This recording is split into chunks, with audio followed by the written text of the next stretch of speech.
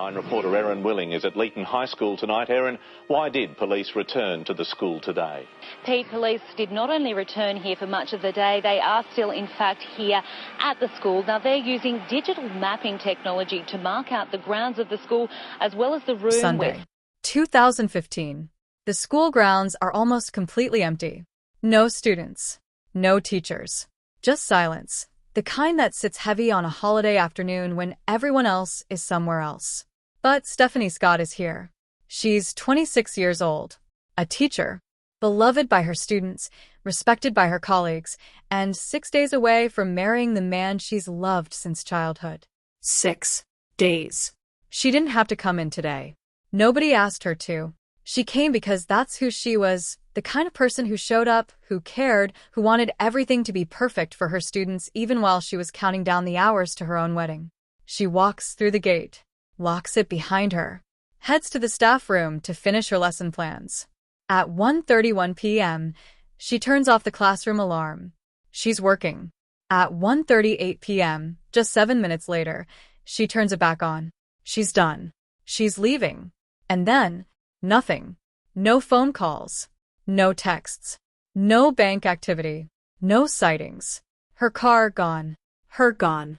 Like the last 7 minutes of her life just swallowed her whole. Her fiancé waits. Then worries. Then calls the police. Hundreds of volunteers flood the streets. The story explodes across social media. A whole town holds its breath. But here's the thing nobody could have predicted. The answer wasn't out there in the fields or down some back road or in a creek somewhere outside of town. The answer was already inside that school. It had been there the whole time. And what investigators found, on a camera, in a trunk, in a confession delivered with the emotional weight of someone discussing the weather, is the kind of thing that stays with you. This is the story of Stephanie Scott. And it doesn't get easier from here. To understand what was lost, you have to understand who she was. Leeton, New South Wales, Australia. A small rural town, the kind of place where everybody knows everybody, where you grow up knowing your neighbors' names, where a single tragedy can shake an entire community to its core. Population around 10,000 people. The kind of town that, if it were in the States, you'd probably compare to somewhere like Mayberry or a small farming community in central Ohio. Tight-knit, quiet, safe, or at least, that's what everyone believed. This is where Stephanie Scott grew up. She was born into a family built around education. Her father, Robert, was a teacher. So naturally, almost inevitably, Stephanie followed that path. She became an English and drama teacher at Leeton High School, and she didn't just show up and collect a paycheck. She poured herself into it. Lesson plans crafted with care. Students she genuinely invested in. Colleagues who respected not just her work, but her character. Her students called her warm. Her colleagues called her dedicated. Her family called her Butternose, a nickname that tells you everything about the kind of household she grew up in. Close, affectionate, full of inside jokes, and the kind of love that doesn't need to announce itself. And then there was Erin. They'd known each other since they were kids, same small town, same tight circle, years of shared history as close friends. The kind of friendship where you know someone so well, so completely, that somewhere along the way the line between friendship and something deeper just quietly disappears. That line disappeared on Erin's 21st birthday. That night, something shifted. Something unspoken became spoken, and a childhood friendship became a love story. By 2015, they were engaged, planning a wedding, practicing their first dance. They'd actually been taking lessons, making sure they got it right. The honeymoon was booked. Tahiti. The venue was set. The guest list was finalized, including people flying in from overseas. The dress had been chosen. Every single detail had been thought through, planned out, perfected, because that's how Stephanie did things. She was, by every account, genuinely excited. Not nervous. Not overwhelmed. Excited. Just the day before she went to the school, she had been talking to her students about her wedding dress, about the menu, smiling, glowing, counting down the days with the kind of energy that you can't fake. This wasn't someone running away from anything. This was someone running toward the best chapter of her life. The first weekend of April meant the wedding was days away. Aaron had suggested they go out of town for a little pre-wedding celebration, maybe blow off some steam before the big day. Stephanie said no, not because she didn't want to, but because she still had a few things she needed to take care of. Specifically, she wanted to finish putting together the plan for her substitute teacher. Materials, instructions, everything her students would need while she was in Tahiti. That's the kind of person she was. She was going on her honeymoon in less than 2 weeks, and she was still thinking about her students. April 5th, 2015. Easter Sunday. Around 11 in the morning, Stephanie drove to Leeton High School. She met a colleague who lived nearby, and together they opened the gate. Stephanie locked it behind her. She kept the keys and headed toward the English staff room. She even sent an email from the school that day. A small, ordinary detail that somehow makes everything that follows feel heavier. She was confirming transportation arrangements for the wedding guests. One more box checked. One more thing done right. She had no idea those were some of the last ordinary moments of her life. Aaron knew she'd be gone for a few hours. That part was normal. She told him where she was going, and he wasn't worried. Not at first. She had things to do, and Stephanie was someone who finished what she started. He expected her back by early afternoon, maybe a quick text to let him know she was on her way. That text never came.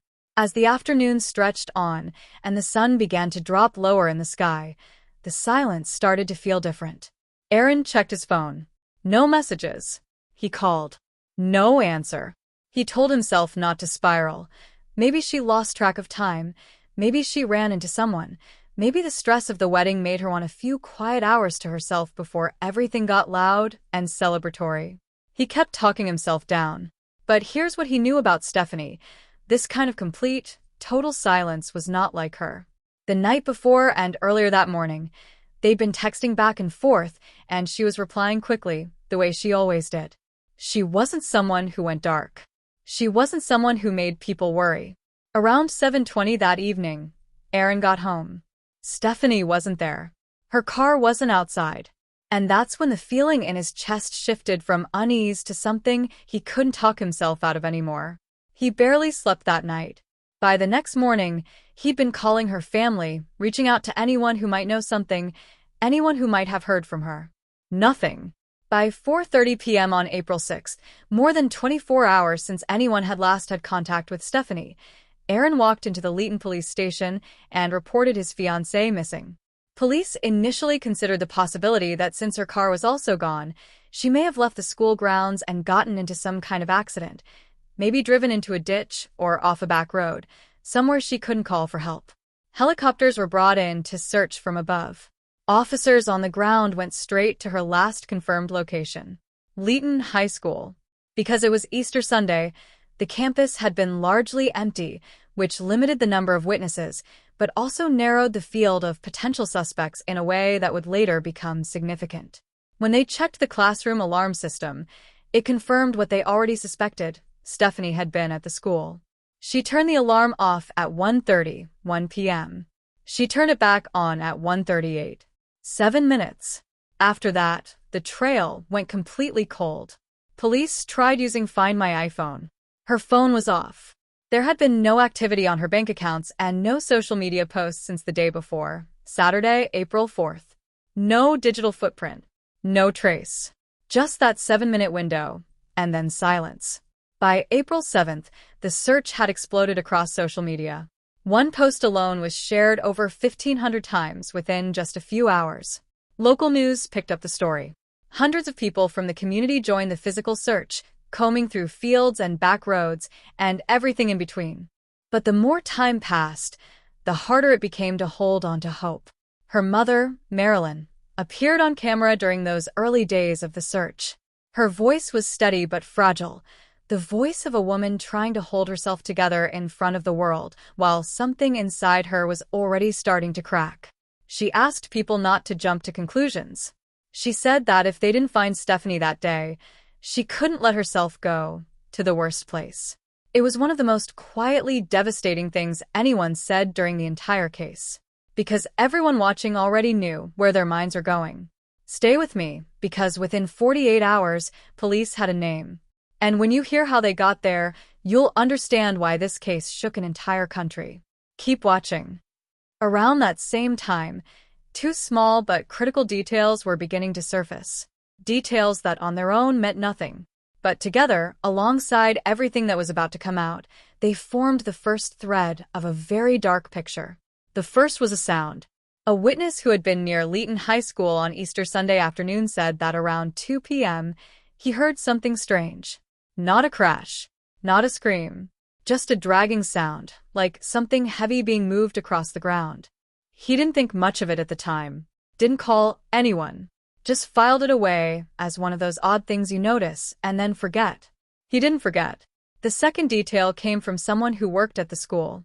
On Monday morning, as the whole campus was already buzzing with anxiety and rumors and the heavy, nauseating feeling that something was very wrong, this person had a brief conversation with one of the janitors. They asked him if he'd seen Stephanie before she disappeared. He said no. Then they asked, almost offhandedly, whether he thought maybe Stephanie had just gotten cold feet, run off because of pre-wedding nerves. He laughed. Not a nervous laugh, not an uncomfortable laugh, a strange, out-of-place laugh that landed wrong, that sat in the air afterward and made the other person feel genuinely unsettled. And there was something else. His face had scratches on it. His name was Vincent Stanford, 24 years old, a janitor at Leeton High School, hired on what was initially a 5-week contract that had since been extended. By most accounts, he kept to himself. Quiet, unremarkable, the kind of person who exists on the edges of a workplace without making much of an impression, except for a few things. Colleagues had noticed that Vincent had a habit of lingering near the girls' restrooms during lunch breaks. It had raised eyebrows, made people uncomfortable, but in the way that a lot of workplace red flags do, it was noted, quietly discussed, and ultimately let slide. When detectives first spoke with Vincent, his story was straightforward. He said he had come to the school on Easter Sunday to take out the trash, even though he wasn't scheduled to work that day. He said he hadn't been there long because he needed to go grocery shopping. He said he hadn't seen Stephanie. He said he couldn't really help with the investigation. And then, almost as an afterthought, he added, "Good luck with the search." His car had been captured on security footage leaving the school at a little after 3:30 p.m., which on the surface seemed to line up with the timeline he gave. Nothing immediately jumped out. Nothing immediately screamed guilty. But then officers checked the store he claimed to have visited. It was closed that day. Now, here's why that matters. Because on its own, a person getting the details of their whereabouts slightly wrong isn't necessarily suspicious. People misremember. People get days and times mixed up. But Vincent didn't seem like someone who had simply forgotten. He had offered the alibi clearly, confidently. And it didn't hold up. That was enough. He was officially named a person of interest. Real quick, I want to know where you're watching from right now. Drop your city and the time in the comments. I read every single one. Now, let's keep going, because what police found next changed everything. Detectives decided to take a much closer look. They went to the house where Vincent was living with his mother. He wasn't home at the time, but his mother let them inside and allowed them to look around. What they found stopped them cold. A set of keys, red and white lanyard, matching the exact description of Stephanie Scott's keys, the same keys she had used to lock the school gate on Easter Sunday. They were sitting right there, inside the house. As officers were bagging the evidence, Vincent pulled up to the house in his car. The vehicle was immediately seized. The search of the car turned up MDF boards in the trunk, thick, flat panels, with a substance on them that looked like blood. Outside the house, officers noticed tire tracks in the dirt that didn't match Vincent's vehicle. On the ground near the tracks, a used condom. The wrapper for it was later recovered inside Vincent's bedroom. When detectives asked Vincent where he had been that day, he pointed to a camera sitting on the front passenger seat of his car. Said he'd gone out taking photos. They asked if they could take a look. He shrugged. Sure. What they saw on that camera, on the very first images stored on that device, was not something any of them were prepared for. Photographs of a burned female body lying in a wooded area. Vincent said they were just stills from a movie. Said he thought they were funny, so he took pictures of the screen. But detectives weren't looking at movie stills. They were looking at Stephanie Scott. Don't close out of this video. Because what Vincent said when they sat him down in that interrogation room, the way he described what he did, calmly, casually, like he was recapping a grocery run, that's the part of this story that people don't forget. It's coming up right after this. Vincent Stanford was arrested in connection with Stephanie's disappearance and her suspected murder. The town of Leeton, which had spent days searching and hoping, now exhaled. Not with relief, but with the specific, gutting horror of finding out that the worst had already happened, and that it had happened at the hands of someone who had been right there the whole time. Her car was found dumped in a paddock roughly 8 to 12 kilometers from the school. Her laptop was pulled from a nearby canal after a witness came forward and described seeing a man throw something into the water from a moving vehicle on Easter Sunday afternoon. And then, on April 10th, 2015, 5 days after Stephanie was last seen, and 1 day before her wedding was supposed to take place, her body was found, 60 miles from Leeton High School, in a wooded area of Cocopara National Park. She had suffered approximately 40 blows to the head. The cause of death was blunt force trauma. She had also been stabbed in the neck. And after that, her body had been set on fire. The photographs on Vincent's camera were, in fact, images of Stephanie Scott. A few days after his arrest, Vincent Stanford asked to speak with detectives. He didn't know, sitting in that cell, that Stephanie's body had already been found. He didn't know that the photographs on his camera had already been identified. He didn't know how much of the picture had already come together without him. He just asked to talk. And so they sat him down. And he told them everything. He described seeing Stephanie in the staff room upstairs, working at a computer, door open. He had been cleaning nearby, moving garbage bins, when he walked past the doorway and saw her sitting there. She probably knew he was there, he said. He walked by the door, so she probably noticed. Detectives asked if she said anything to him. No, he said. Did he say anything to her? No.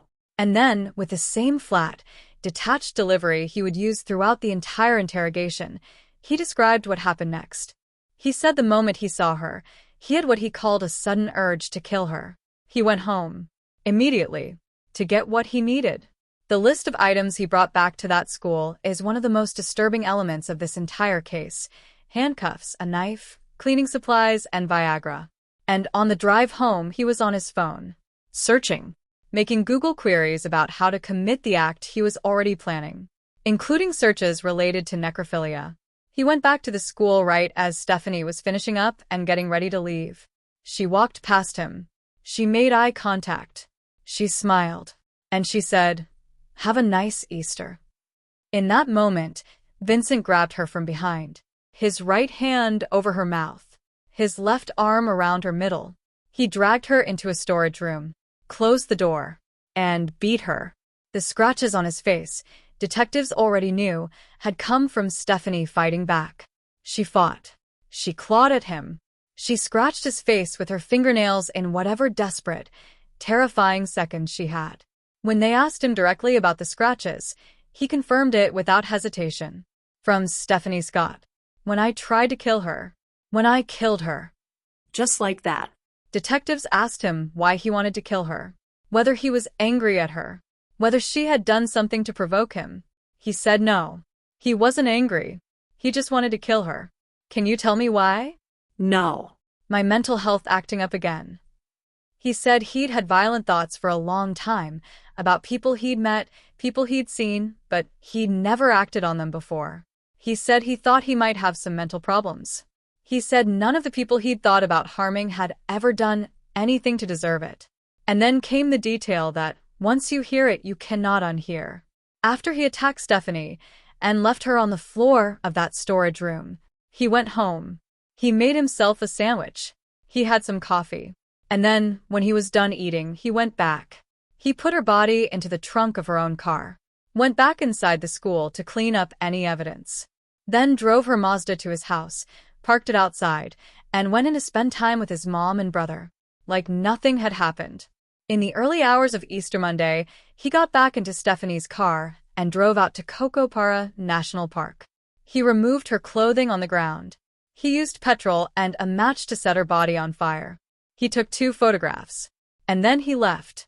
When detectives asked about her engagement ring, the ring Aaron had placed on her finger when he asked her to marry him, Vincent said he thought he'd taken it off, probably when he went back to the school to clean up. Said he probably threw it in a bin somewhere with everything else. But that wasn't what happened. The ring, along with Stephanie's class ring and her driver's license, had been sent to Vincent's twin brother, Marcus, who was living in Adelaide at the time. Marcus sold the jewelry at a pawn shop. He destroyed her ID. When asked whether he had sexually assaulted Stephanie, Vincent said no. That was a lie. Forensic evidence confirmed it. He was charged with aggravated sexual assault in addition to murder. Throughout the entire interrogation, from beginning to end, Vincent Stanford showed no distress, no remorse, no emotion of any recognizable kind. He answered questions about the most brutal acts imaginable in the same tone you'd use to describe doing laundry.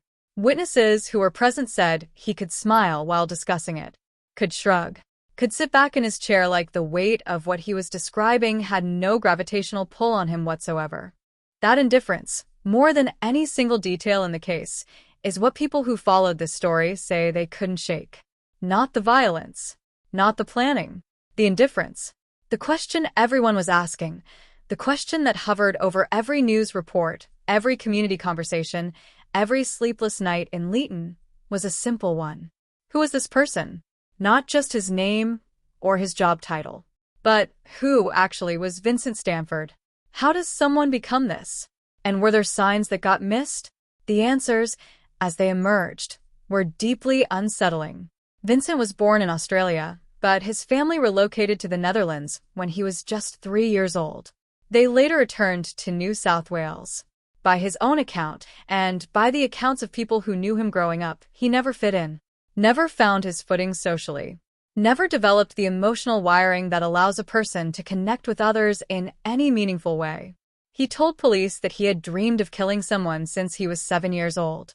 At 12, he said, he strangled one of his teachers.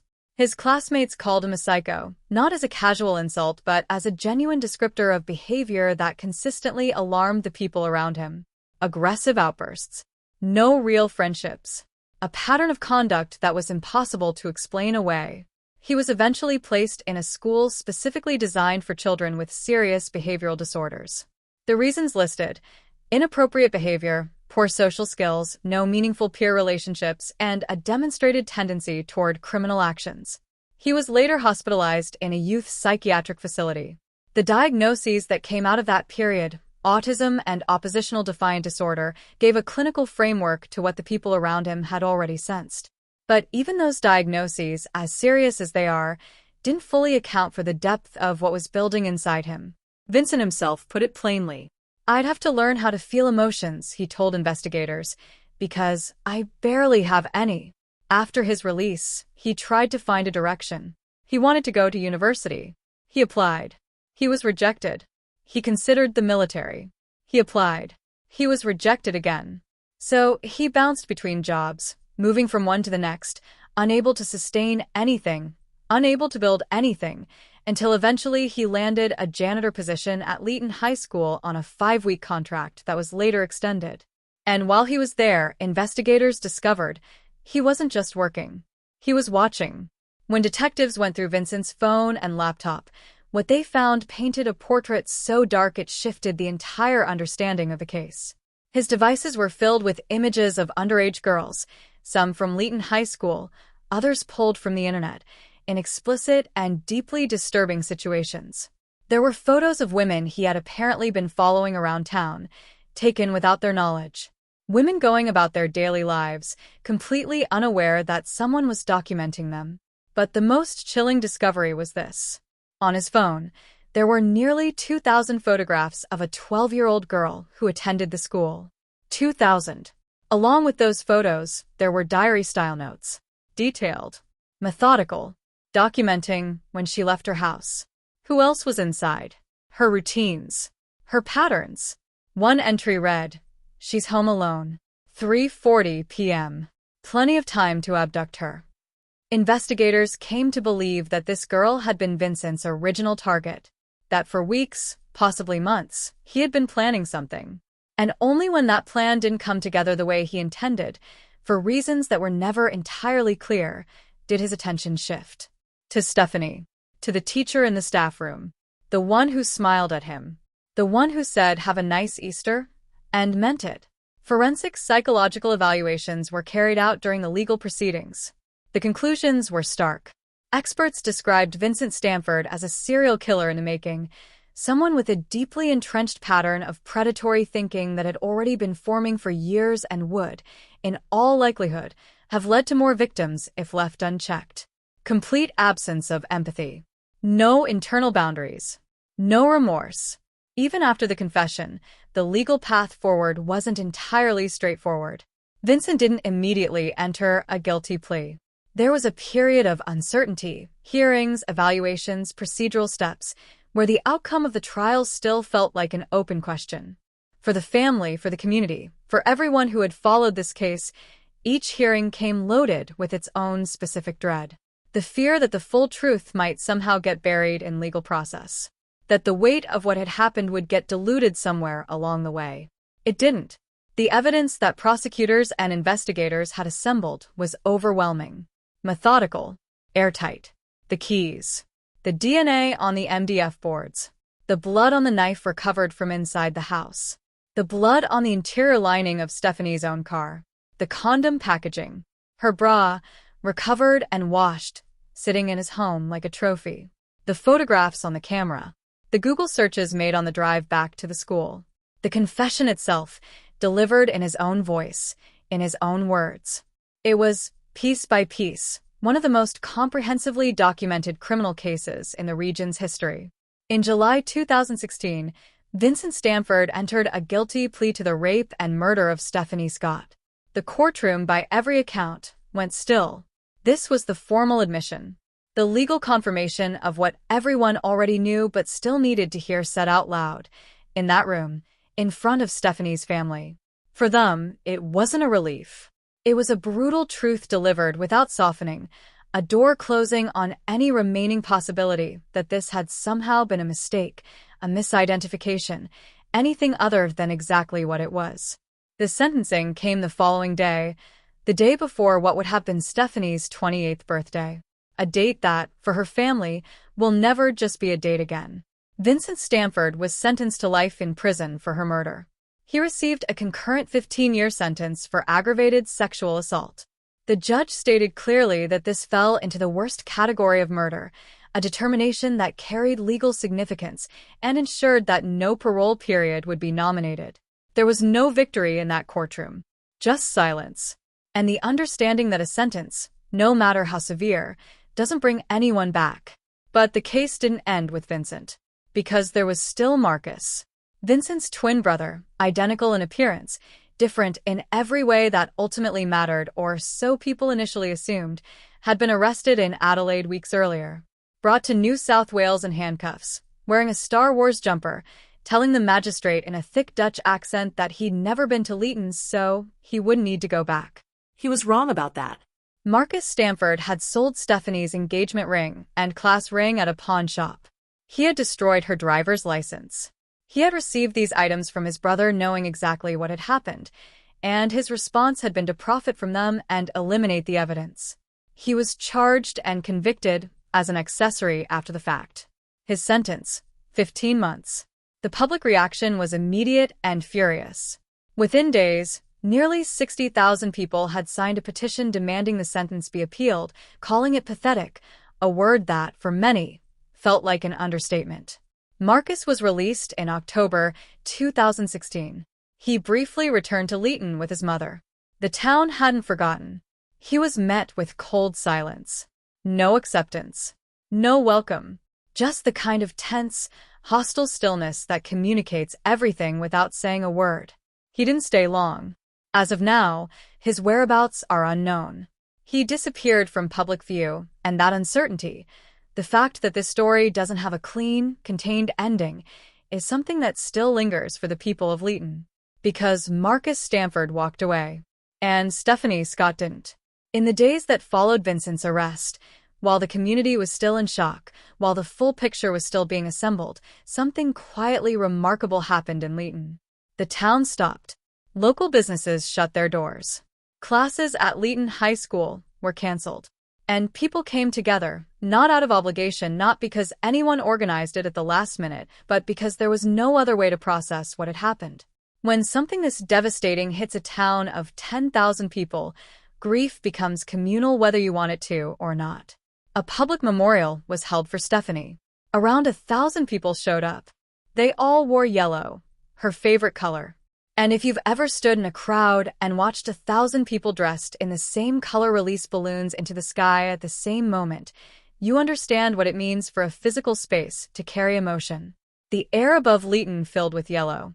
Bright, warm, alive, and at the same time, heartbreaking because yellow was supposed to mean something different that week. It was supposed to mean a wedding, flowers, a celebration. Instead, it meant goodbye. Keith Urban's song Making Memories of Us played during the memorial. That was the song Stephanie and Aaron had chosen for their first dance. There is no version of hearing that song in that context that doesn't break something in you. People stood in silence. Some cried openly. Others just stood still, eyes up, watching the yellow fill the sky, because there was nothing to say. The loss was too specific, too close, too wrong. Her funeral was held at the venue where her wedding was supposed to take place. Think about that for a moment. The same room, the same space that had been booked for a celebration. Transformed, in the span of 6 days, from a place of beginning into a place of ending. Floral arrangements that were supposed to mark a marriage, now marking a death. Chairs filled not with guests raising a toast, but with people who couldn't stop crying. The contrast between what that place was supposed to be and what it became, that's the image that Stephanie's story leaves behind. For Aaron, the aftermath was its own kind of survival. He did what a lot of people in impossible situations eventually do. He left. He moved to Europe, putting physical distance between himself and every place in New South Wales that now held a painful echo of Stephanie. It wasn't running away. It was the only way he could figure out how to breathe again. 5 years passed, and slowly, carefully, with the specific caution of someone who knows what loss feels like and doesn't want to be reckless with it, he allowed himself to feel something beyond grief. He met someone. He got engaged again. His fiancée's name is Samantha. That's not a betrayal of Stephanie's memory. That's a person choosing to live forward. And anyone who loved Stephanie would recognize that for exactly what it is. Stephanie's family, meanwhile, channeled their grief into action.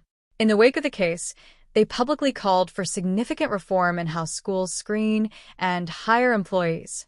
Their argument was straightforward and hard to argue with. The system that was supposed to protect both students and teachers had clearly failed.